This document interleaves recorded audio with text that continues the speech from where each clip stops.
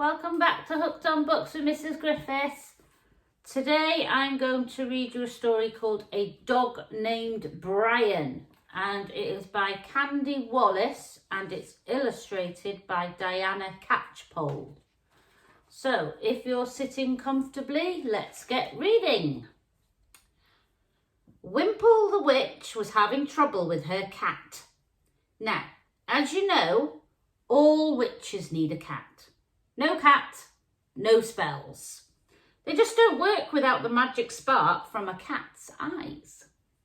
So when Wimple had trouble with her cat, it was big trouble.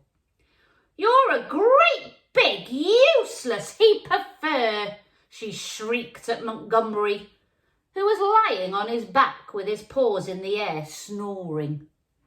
"Can't you think of anything better to do than sleep all day?"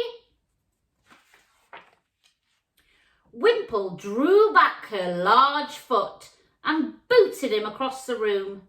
No mean feat, since Montgomery weighed nearly as much as a sack of coal. Montgomery rotated in mid-air twice and came to rest on his paws with a faint look of surprise. His feelings were more hurt than anything.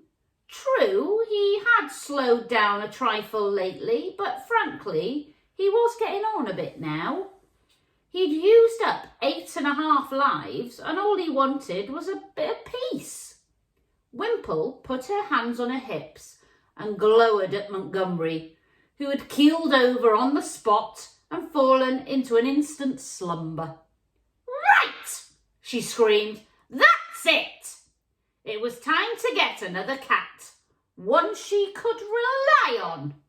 In 2 shakes of a rat's tail, she was astride her broomstick and on her way to the Pause for Thought Cat Agency. "I want a sleek, hard-working black cat with a flash of genius.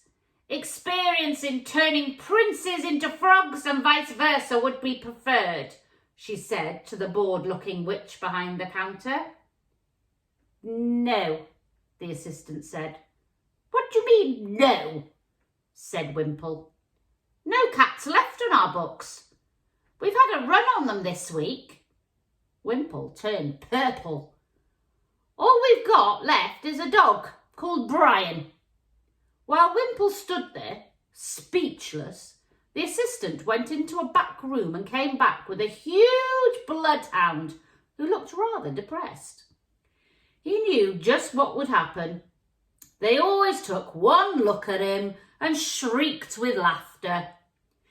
He'd spent 3 years learning to be a witch's personal assistant, and now nobody would hire him. "I'll take him," said Wimple suddenly. She was a desperate witch. "I just wish he wasn't quite so big." The first problem was that there was no way Brian was going to ride on the broomstick. When he got on it, it just wouldn't budge. So poor Wimple had to walk all the way home, carrying her broomstick, with Brian lolloping along behind. Back home, she decided to try him out straight away on a spell. She had an excellent recipe brewing in the cauldron, designed to turn bacon sandwiches into roast beef with roast potatoes, Yorkshire pudding and Brussels sprouts, her favourite meal.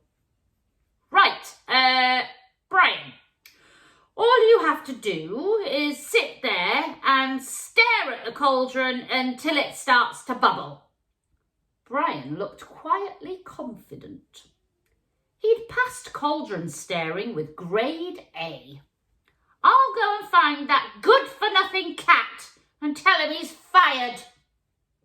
Brian sat and stared dutifully at the cauldron. It was a very big cauldron, and even Brian couldn't see inside it. So he didn't know whether it was bubbling or not. He thought he'd better check and put his paw up on top of the cauldron to look in. The big pot swayed and tilted, and crash! It toppled over. All the bubbling liquid flowed onto the floor and over Montgomery, who was busy escaping from Wimple. Montgomery felt very strange for a minute and then turned into a Brussels sprout. Wimple, following behind, stopped dead in her tracks. "You stupid dog! Quick! We'll have to mix another spell." She thumped through her recipe book until she found Brussels sprout into a cat, page 62. "We need some toadstools. Go and get some this minute." Poor Brian was feeling very embarrassed and lopped off into the garden, determined he would prove himself this time. He came back carrying a basket full of toadstools. Strangely enough, Wimple didn't seem pleased. She was staring out of the window with eyes like saucers, clenching her fists. "You've just trampled all over my magic herbs," she said very slowly. "The ones that have taken me a year to grow." Brian thought that now would be a good time to disappear for a while. When Wimple had calmed down, she mixed the spell, muttering to herself about stupid dogs and cats, and managed to restore Montgomery to his previous furry self. None the worse for wear. But then she dropped her recipe book into the cauldron and it disintegrated in a puff of smoke. That was the last straw. Wimple was literally hopping mad. She jumped up and down and stamped her feet, hopping all over the room, then bump! Her head hit the shelf where she kept all her secret jars and bottles. A big, dusty jar marked frog mixture teetered on the brink, then fell over, the thick green liquid pouring down onto Wimple's head. When Brian and Montgomery crept in a little later, Wimple didn't seem to be there. There was just this small, rather bewildered frog sitting on the floor. Brian looked up at the shelf where all the bottles were higgledy-piggledy and saw the upturned jar. He looked at Montgomery and Montgomery looked at him. Then they both looked at the frog. They ran over to where Wimple's recipe book was kept, but there was no sign of it anywhere. Brian and Montgomery would just have to try and remember the right spell between them. Montgomery rushed out into the garden and nibbled off some squashed herbs. Brian took down the jar marked pickled slugs and another that said all-purpose slime. Top quality. They mixed all the ingredients together in a spare pot and stirred it with their paws. The frog looked on and blinked silently. Together, the cat and dog sat and stared hard at the pot. Slowly it began to bubble.